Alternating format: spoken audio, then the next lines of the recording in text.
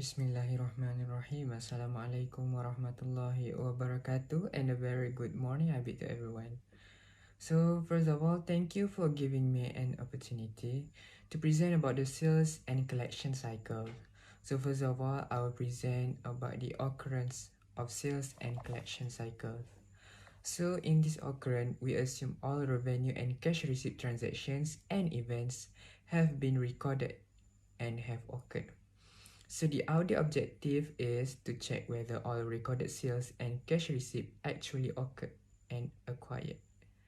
For the class of transaction and relevant account, in asset we have two, which is the bank account and the account receivable account.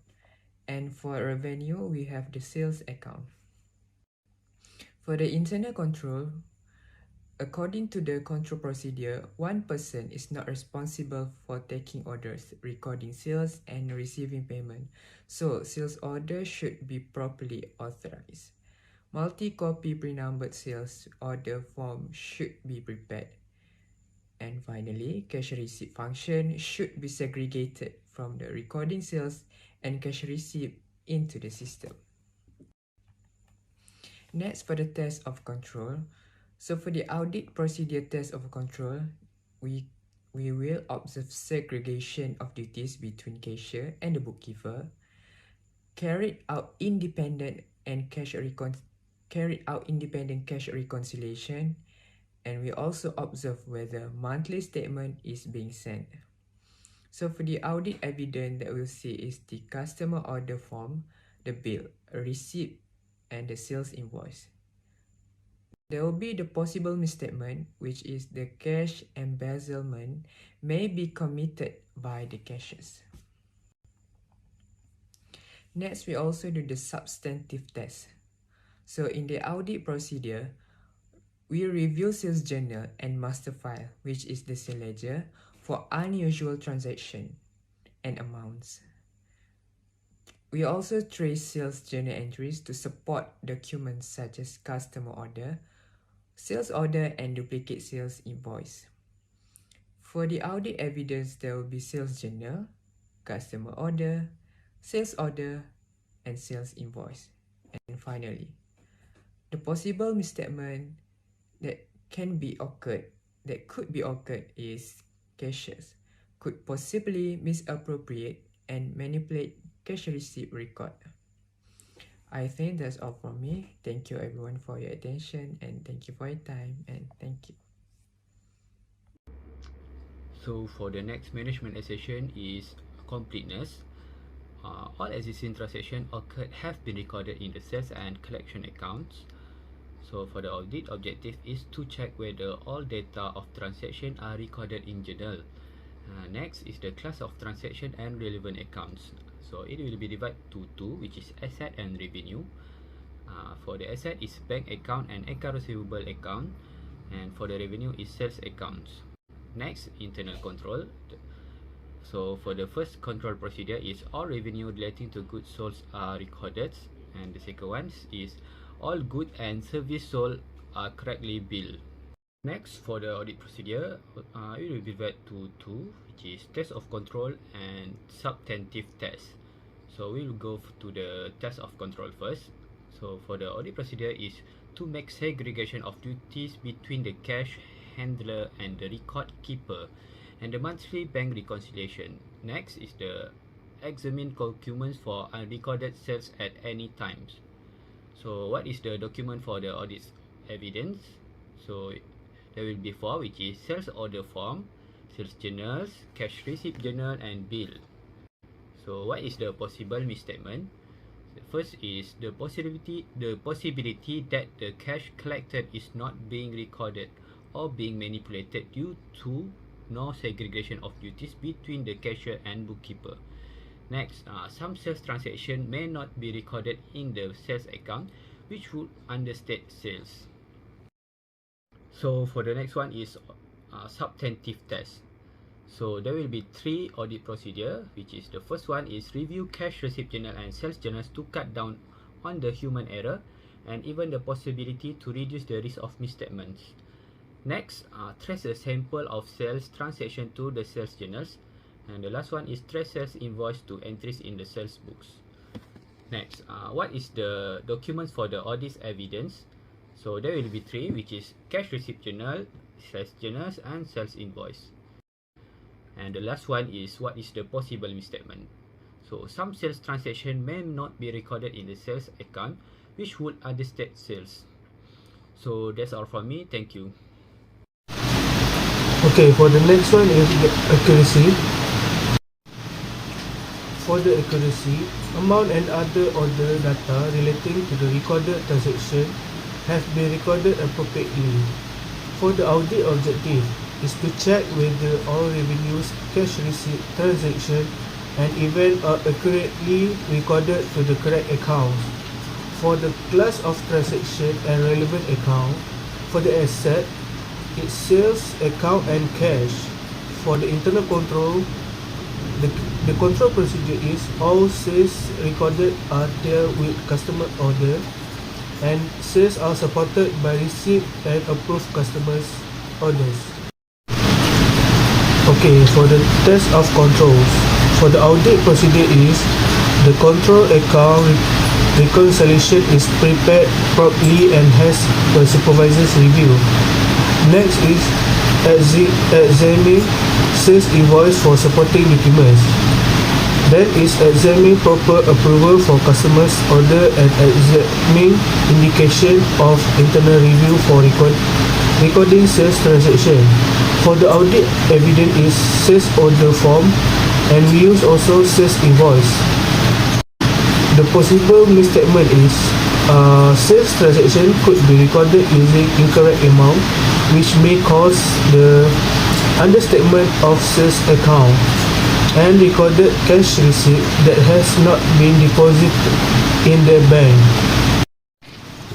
Next, for the substantive test, for the procedure is the trace entry in sales journal to sales invoice.